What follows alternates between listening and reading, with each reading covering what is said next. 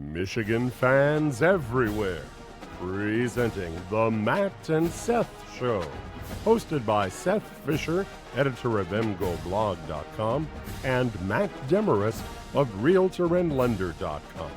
And now, gentlemen, take the mic. I can hear it now. Van takes the field, and out of that eastern tunnel toward 215 well-drilled, well-disciplined Michigan bandsmen. They pour over the eastern sideline, they pour in the big block in, and they play the greatest college fight song ever written.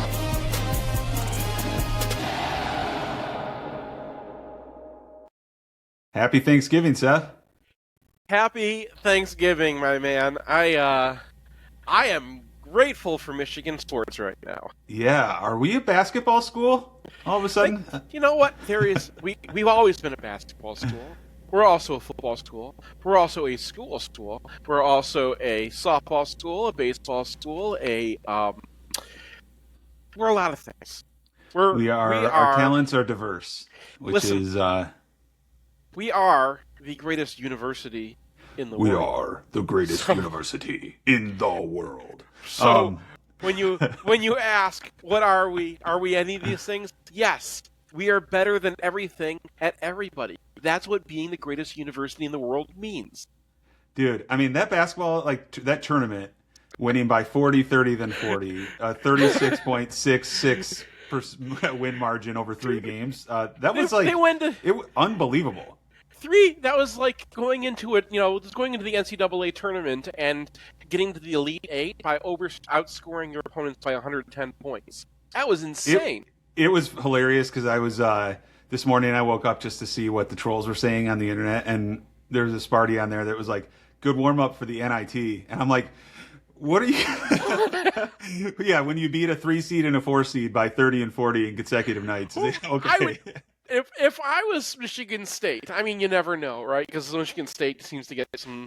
Michigan State beats Michigan in basketball the way that Michigan beats Ohio State in football. They just got our number sometimes. But I don't know if they got our number this year. I think Michigan State's front court is a problem for Michigan State, and Izzo doesn't know how to score any other way because his players certainly can't shoot. So the only way to beat Michigan is to shoot your way out. And this was a good matchup. All 3 games, I thought, for Michigan, if you want to get into the analysis. It looked like you could blitz Michigan. Going into these games, it looked like you could blitz them into a gazillion turnovers, right? So everybody practices, okay, if you get Michigan, blitz them to a zillion turnovers. Michigan practices getting blitzed. So it's just dink, dink, dink, right? Every single time they're bringing somebody, we're just putting somebody down into the low post. And you saw it how many times? They bring a guy right up the middle, right coming up the right in the middle post. We know exactly where to go. We know exactly where to get the ball, bounce it to somebody, and then you got a mismatch. You got like Morez Johnson versus, someone my size. It ain't gonna work. And it's like, I mean, some of this team just seems like I just told my friend Peter last night, like, this team is nasty, and they just seem so fun. Like, they seem like they're having a great time. They seem very unselfish. You've got 8 guys that could start on any Big Ten team, maybe 10 guys that could start on any Big Ten team. And they seem very much bought into playing as a team. And those interviews after the game, like, I don't think I've had more fun, but I also don't think I've ever watched a college basketball game in November where I've belly laughed louder than some of those dunks yesterday from Yaxel, where it's just it felt to me like it's been a long time since I was 10 years old watching the Fab Five, but it feels kind of like that to me, as far as the swag of this team. It's funny you said that because 2 of the Fabs were there, and 2 of the Fabs coaches were there because the Steve Fisher, I think, was in the building watching, and they had Brian Dutcher there, so people were comparing it to the Fives because it looked like the Fabs, right? And what was that team? That was the 3 big team, right? That was a team that just oversized you, and then they had some big guards in the backcourt. And it does feel a lot like the Fabs right now. It feels like that, except they're not all freshmen and sophomores where the pressure, may get to them. But they're it all feels transfers and sophomores. So yeah, they're all they're all older. Well, apparently we have a football game in 2 days. I don't know if you remember that or not, but we got the game in 2 days. We are also a football school. Remember, and I thought that since we have kind of a big game coming up here, right, that we should get into kind of the things that Ohio State does and the way that Michigan might have to defend them. So let's reintroduce what's Ohio State. What's Ryan Day's main thing, right? His main offense. They run offense predicated on this idea. I got the Maryland game up because I'm going to show you something in a bit. But they run offense predicated on being big stacked, right? If you play Holden or whatever, once you have the big stack, you can force everybody else to play your game, right? You're going to make them have to go all in order to beat you. Or otherwise, you're just going to, you're going to participate in it. So the way you play big stacked in college football, you just have faster players than everybody else. You have tight ends who are big enough to block like a tight end, do all the tight end things, and then you can have them run faster. Receivers run faster, just get open. You leave them in man coverage for a while, they're going to get open. And Ryan Day's offense is predicated on just being better than you are. And we've seen this a gazillion times. So this play, this is actually an interception from Michigan, and this is the one thing you do not want to see happen against Ohio State. This is, even though this was, it does work out. We're focusing right here on Cole Sullivan right here, right? So they have 3 receivers on the top and then a guy coming down here, right? They're going to have these guys all run deep routes into here to take away the coverage, and then they're going to run underneath. That creates an isolation if you're in man, so he ends up dragging across on his own, or if you're in zone, somebody's going to have to pick him up because these guys are going to be backing up, right? The way to do that, in order to pick him up in zone, which is Michigan's mostly a zone team, you have to give this guy time, okay? You have to give him an opportunity, and the way to do that is by stopping him. Now, you see Sullivan setting up on this guy, right? See how he's facing him? He's got his shoulders facing the receiver. He's got to chip him. He's got to stop him from getting across. He doesn't. He just kind of lets him come across there. He's coming up. There's your coverage. He's got to take him until he gets picked up by somebody else. Now, he's going to get picked up. You got Jair down here. He's going to pick him up, right? Coming across there. But you got a crossing route here and a crossing route here. It's a very easy read for the quarterback. 2 crossing routes right in front of him. Those crossing routes in man are just going to get somebody on your tail, and you just wait until you have, wait and make sure no one's going to poach it. No one's going to be coming in from the side, and then you throw to the open guy. And he should be able to get open in man. In zone, you have to carry him. See, he's taken that away, and then he's put to a decision. You're watching that guy, and then he doesn't have the time to get down, right? Now they overthrow him, and it's an interception. But that is not. No, but he's wide defense. He's wide open. Yeah, he's wide open, and he's wide open because you saw it right at the beginning. Cole Sullivan here doesn't get the chip. He gets his shoulders across, just forgets to hit him. If you hit him, he's thrown off his route. He arrives late. He has time to get down. That's how you cover in zone, right? So we saw this again against Maryland. Here's one time it works. You see how they get this free release. Now, Maryland was doing this on purpose. They got everybody together, right? You should be able to cover guys in zone pretty well if they bunch up like that. Those bunches are for man. And this is a man. This is supposed to be for man, right? This guy's going to pick him, and then you get space across. And once again, Michigan just did not. There's Cole Sullivan. He's just late to it. So those are things you do not want to see against Ohio State. The other thing you don't want to see against Ohio State. Now we're going to get into like Ohio State's game last week against Rutgers. You remember in the USC game, we had they put out 2 tight ends. We put out our 5-3, right? Or our 5-2. So we have 2 defensive ends and 3 defensive tackles, and that's how Michigan wants to defend 2 tight ends, because that's, we have those edges just holding everything inside, and then you have to run at those big guys, and then the linebackers are free to play coverage. That's the concept. It's really hard to do against tight ends who are good receivers, and what Ohio State has done, which we're not used to. This is not how they were before, right? Ryan Day was a spread team before. They do a lot more 2 tight end stuff now, and they have a lot of their game has now translated over to 2 tight ends. So here's one play. This is going to be a running play. They have a tight end lined up here. They have a tight end lined outside. In Michigan's defense, in Rutgers' defense, that pulls this guy out. In Michigan's defense, it pulls this guy out. It pulls out that edge, right? And he ends up in a pass mismatch. But if you play, this is what they do to you. If you're playing nickel against them, and this is what we're seeing against Rutgers, right? This guy's a small player. He's got to come in. He's got to play hard against this. They're slanting, and they just wrap. So you watch he dives him. inside, and he's done. He dives inside, and they have no edge. So that's a tight end who's going to get down to who wants to get down to this linebacker. This linebacker takes himself out. This guy, not used to playing. He's a cornerback. He's not used to playing that. So if you're playing nickel, you end up having defensive backs against tight ends.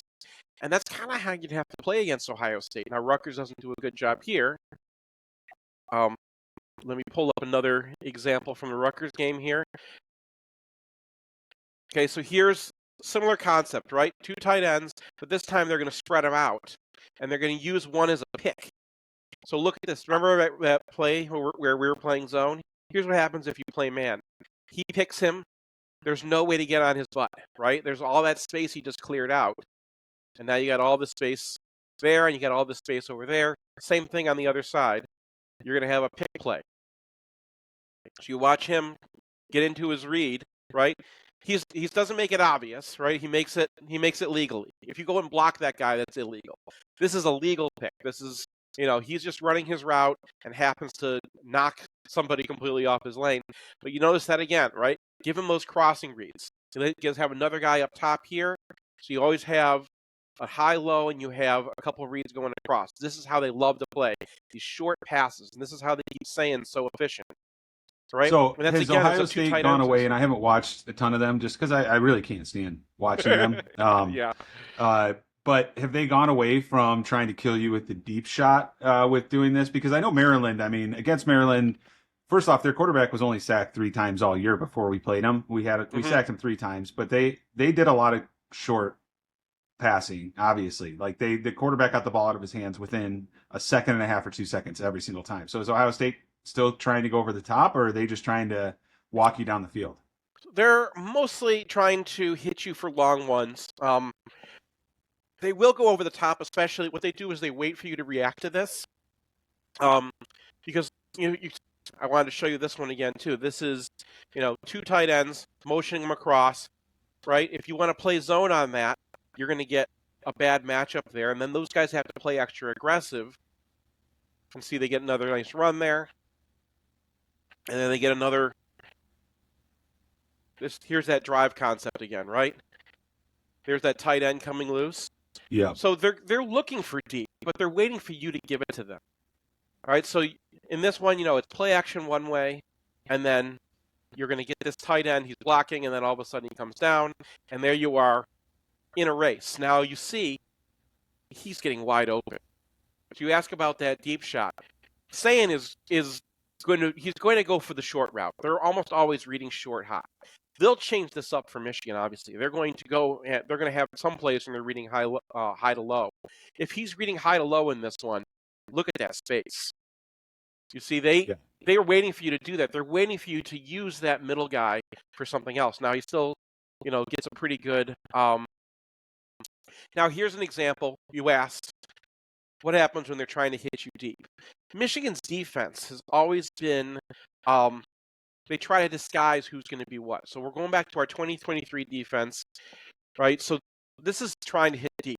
You see how McCord is looking long here? They want to hit this rail, this guy going up the seam here, okay? Because they see the safety's going over here to poach. They know that Michigan wants to take away these deep shots. So this is how they attack you sometimes. They're still running underneath, but that clear out route now becomes a main thing. Now on this one, Barrett got over and almost intercepted, right? But that's what you're going to have to do. You're going to have to pick it up with a linebacker to take that away. But you can see they're looking for it right away, and he throws it because he sees the safety lead. But they're doing that mostly as a constraint. Really what they want to do, here's another example from the Rutgers game. They flip that tight end and that slot receiver, and then they run an RPO. So it's bash this way. And that same kind of concept you just saw in the red zone there, right? This time, he's reading the safety down here, or this linebacker here. This linebacker gets too far inside chasing the running game. boom, he can just hit that crosser again, and this one goes for a big gain. So when you see where Ohio State's getting most of their yards, it's not looking high to low. Here's that replay, and you can really see, he's watching that linebacker try to be the guy who's chasing the run. So you have to play a man down on the run almost in order to stop this, because you can't let these crossers get across you like that. Well, and you have to, as a linebacker, be able to read the fact that everybody on the entire field, every lineman, every receiver is going left. Like, that's not a normal movement. And you have to kind of know, I have to stay home here. So I guess it's going to come down to, how disciplined the linebackers are. I mean, you think we're going to have Hausman this weekend, or what's? I have no idea, man. I'm not an insider, so yeah. I mean, I think that's a big key, though. Like he stays home well. Obviously, getting Rolder back from injury is big, but we got young guys out there, and young guys are prone to biting on misdirection. Yeah. So that is going to be a key. The linebackers. 'Cause here's the thing: Michigan last year, they could really just sit on their tackles, and they could let the tackles go and win inside. So the linebackers were told, all right, read pass to run, right? And then if you're needed in the run, you're needed in the run, but you're going to have some extra time because they're going to be spending extra time on those tackles. This year, the tackles, Benny maybe, Pierce maybe, they've got a decent offensive lineman, I think. Not a big fan of their right guard. Benny destroyed their right guard in the last fourth down last year. And he's not really that much better. I always forget how to pronounce his name. Anyway, TT. That guy. So, but they have a fantastic left tackle. They can get some movement. They're going to be able to handle Michigan's backup tackles, especially. So, the real key in this one is those linebackers, like you said. And I think that they're going to have to. Michigan doesn't have a choice. I think they're going to have to ask those linebackers to play awesome. They're going to say, take away that pass first, and then get to that run, right? Take away those crossing lanes, and then get to that run. But the first thing you have to do against Ohio State, and they're going to mess with you, and they're going to have two tight ends out there, so you're going to have to do this with your nickels too. TJ Metcalf is going to have to beat tight ends physically in order for Michigan to be able to do this. Now they have some options. They could be running Mason Curtis out there at nickel and using Metcalf as the free safety a little bit. Brandon Hillman can definitely play strong enough. He's so fast. He's so quick that you can actually leave him up and have him play that. So that's what I really want to see Michigan do, is have a kind of a hybrid response and use maybe some of their bigger safeties instead of just having poor Metcalf handle it, to deal with the fact that those tight ends can really kick you out. And I had a couple examples in there of their runs, right, where they're just tight ends versus defensive backs, and they just get movement, and that's the space they need. So you have to take that away. You can't let them run. But Michigan is not going to be able to play 5-2 in this one. That USC game absolutely proved, because the USC has similar kind of concepts, right, where you just two tight ends who are actually receivers, and they're going to beat you man to man if you start having TJ Guy have to follow that guy. And right. They're too fast. You're going to have to play zone against them. If you're going to do that, you're going to have to play nickel. And I hope that Michigan plays like a hybrid nickel against those tight ends and stops those crossing routes. You just got to get people in the lane, get your hands on them, play physical. This is Michigan, Ohio State. It's going to be cold and miserable, and they're not going to want to get hit. And these guys, they came to Ohio State to win championships, make some money, and go to the NFL. That's what you go to Ohio State for. That's what they're predicated on. That's why Ohio State is so good at what they do. It's been like that for 40 years. And they're great at it. And even before NIL. And we don't give them enough credit for embracing exactly who they are. Mm-hmm. Now, Michigan, I think, Michigan's been able to beat them because Michigan finally embraced something different instead of trying to chase Ohio State and be Ohio State or be a past version of Michigan. Michigan Michigan's fans are the best in the country. That is not on debate. They are, that's why Michigan is able to compete NIL-wise and fan base-wise and stadium-wise and everything with schools that have a lot more advantage than they would. Otherwise, we'd just be a Northwestern or a Stanford or something like that. That's what and I mean, you saw last year, Seth. I mean, Wink tried to put a square peg in a round hole over and over and over again throughout the season, and then all of a sudden through a Justin Verlander style curveball, and really came out and called a game that was different than what anybody expected last year, and it worked. I mean, we turned it into a cold weather, punting, field position, field goal game, and I don't know that favors us this year. Bredesen's injury is going to be big. Obviously, not having Justice Haynes and potentially limited Jordan Marshall. Hopefully, he's full go. It's a shoulder, so at least it's not his legs. But I don't know that the ground and pound. I think we're gonna have to take shots on offense to win this game. Where last year we didn't. So Michigan has beaten Ohio State without Blake Corum before. It's not the first time we've gone into this game with some injuries. Yeah, Bryce is going to have to play a good game. The offense, they're going to have to be. I think Michigan's got to run the ball first. I think that's how you win these games. I think that's how you establish yourself. I think that's what Michigan's best thing is. I think Jake Guanera is a star, and we're going to love having him at center for the next however many years. I think the young offensive linemen are really coming along. I think Ohio State's defensive line is great.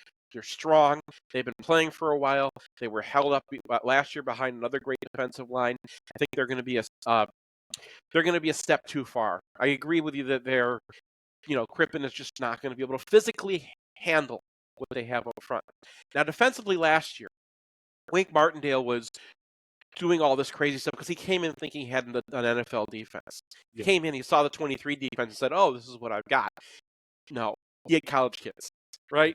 But he had some fantastic college kids last year, and finally, the players had to talk to him late in the season after the Oregon game and say, "You got to just play out. You got to do what we can do, right? You got to don't. I'm not saying dumb it down, but you have to make sure that we're put in positions that we know who we are, knowing who you are." And because that happened late in the season, I don't think Ohio State, who plans for Michigan all year, really adjusted to Michigan just playing that kind of game where they said, "Look, those defensive tackles have to win up front, and then we're going to ask our linebackers and our edges to make them right." And TJ Guy had a fantastic game last year. Ernest Hausman had an unbelievable game last year. They put a lot on those guys to be able to take away pass first and then play run. It's probably going to be a step too far for this team. I don't think we're going to hold them to 10 points. But I think a similar strategy is the right goal here. I think they're going to lean on their starters. I think they're going to have to lean on Derek Moore a whole lot this game. You're going to have to lean on Barham a lot this game. You have to get a better game out of TJ Guy. You have to get a great game out of Rayshon Benny and lean on him. You got to get a great game out of Pierce.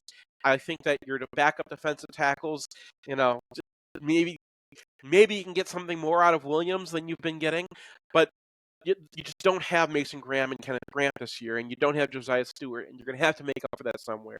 And I think it comes back to that. You have to know who you are. Who are you? You're a team that has depth at linebacker. Jimmy Rolder's a smart player, okay? And Ernest Hausman is a smart player. And those guys have played a lot of football, and they've been practicing for this game a whole lot. But it comes down to, Ohio State wants to beat you by out-athleting you. Michigan has to outsmart them. And you can't break down. I think that's how they're going to attack this. I believe that Wink Martindale has a plan. I think he understands the assignment, even though he wants to do other things, and he kind of got some of that stuff out of his system against Maryland. But you can't man up against these guys. He doesn't have the players to do it. Maybe Jair Hill. As far as the weather's concerned, man, I think that benefits Michigan just because how Michigan is built. I don't want to say that Ohio State is soft. I think it's an unfair characterization of who they are. Yeah, you don't like to say not nice things, even if they're true. Well, they're pros. I don't know, but I'm saying you can put the same information in different contexts, right? Different frames. Ohio State are pros. You don't go to Ohio State because the fans love you. They hate their team, right? Before they won a national championship last year, they were giving death threats to their head coach. They are not good people. That fan base, I don't want to say like every Ohio State fan is terrible. That's absolutely untrue. But when you talk about fan culture, that's not why you go to Ohio State. You don't go to Ohio State to be loved. You go to Ohio State because you're a pro. And that's what these guys do. They tune it out and they play professional ball. Now, you're a pro and you find yourself in a college game. This happened to Wink Martindale last year. You get put out. Not everything's going your way. You don't have time to go think. Jesus, they're allowed to get away with a lot more holding in college, right? They're allowed to like bury sure. you. It's just a different atmosphere. The fans are at a different level. And I come back to the Michigan fans. That's been this program's strength since the very beginning. When you go back to why did Michigan suddenly start competing with Chicago in the 1890s when Chicago had all the advantages?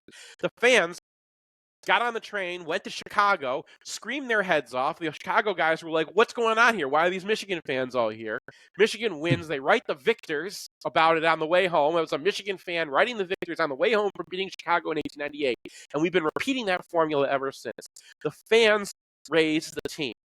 And these fans are at home, and it's going to be cold, and it's going to be the game, and we've got a 4-game win streak against them. Absolute snake pit.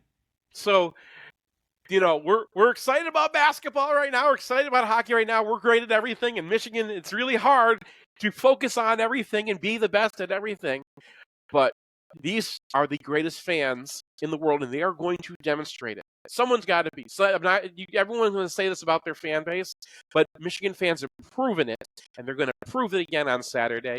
And everyone who's listening to this, be there, be loud, be part of it, and we're going to be singing at the end. Hail to the victors, beat Ohio, let's go blue.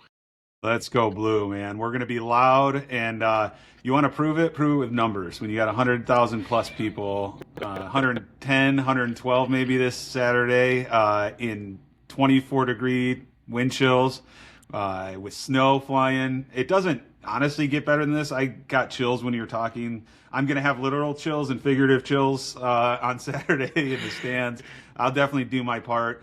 Seth, I think it's going to come down to 3 players, and it's not probably some that you think I would name. I think it's going to come down to Hudson Hollenbeck, Dominic Zavada, and Andrew Marsh, because I think we've seen in the game some younger guys, some guys that are electric, step back to return a punt and take it all the way. And I would not be surprised if we can win the special teams battle, if we could be a plus in that by at least 7 points.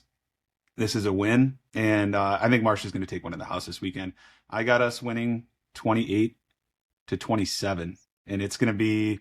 I may have a heart attack. I'm going to bring a defibrillator with me in my pocket, but I had zero confidence last year, but as a logical person, but I'm a fan, and so I always feel like we're going to have a chance in this one, and I'll never pick against us. But I legitimately feel like we have a shot in this one, and I don't care what anybody else says. What do you got? I got Michigan 21, Ohio State 20. That's the feeling of the score right now. I think that we're going to hold them a couple field goals. I think that Ohio State might outgain us. But Derek Moore, keep your eye on that dude. He's going to have the game of his life. I saw some things against Maryland. I see that they've been kind of building up for this. They know what they got with that guy. Maybe not a Hutchinson level because they're never going to have a game like that again. But there's your dude right there. I'm going with Derek Moore as your number 1 player, and I don't know. I was going to say Houseman if he didn't miss last week. Mason Curtis will be kind of a fun guy to watch this game. I like to see what he's doing. Brandon Hillman, let's see him do some things. I think Jair Hill's going to bounce back. I'm going with defensive guy. Let's go. I think we're going to see a 40-plus yard touchdown run from Bryce Underwood in the second quarter that's going to light the place on fire. I love it. I love it. All right, man. Well, hey, happy Thanksgiving to you and your family. Our turkey is 28 pounds, so we're planning to eat at 5 o'clock, but who knows? It could be 9 o'clock if that some bitch doesn't cook. So we'll see. Before we go, Seth, what's your favorite Thanksgiving dish? What do you eat the most of? I mean, my mom makes these. This is a dumb answer. My mom makes these sweet potatoes that we kill for every year. Nice. I when I think about Thanksgiving, I think about those. Some of the desserts too, man. My brother figured out how to make my grandma's old apple pie, and my wife was over. And she and my sister-in-law were cooking until 1 a.m. last night, trying to get things ready. I'm looking forward to that thing too. And yeah, man. Honestly, when we get to Thanksgiving, at the end of a big long football season where I don't get a whole lot of sleep. Basketball season started. Normally we have like a crazy tournament and this week we certainly did. So now I've got that too, and then I'm trying to get everything done. So like, Thanksgiving is such a blur for me. Just personally, I show up to dinner, I eat, and once the game is over, that's when I kind of re-enter the world, and I see Saturday. I'm not gonna not give Saturday its due. I'm not gonna give Thanksgiving its due. But honestly, man, like this is a hard holiday for me, just because like all the work comes down all at once. And Saturday's our holy day, man. It's the day. It's the day the day that we all wait for. I can't wait. Whatever happens, I'm proud of this team this year. And watch some Lions today. That's what we're gonna do. Yeah, go Lions. Frank Ragnow not going to be playing today, but thank you, God, that he's coming back. All right, man. Well, we've talked way too long. I'm sure nobody else is watching right now, but looking forward to Saturday. Go Blue. Go Blue. Thanks for tuning in to the Matt and Seth Show, hosted by Seth Fisher, editor of mgoldblog.com, and Matt Demorest, Realtor and Lender. Presented by Realtor and Lender.com.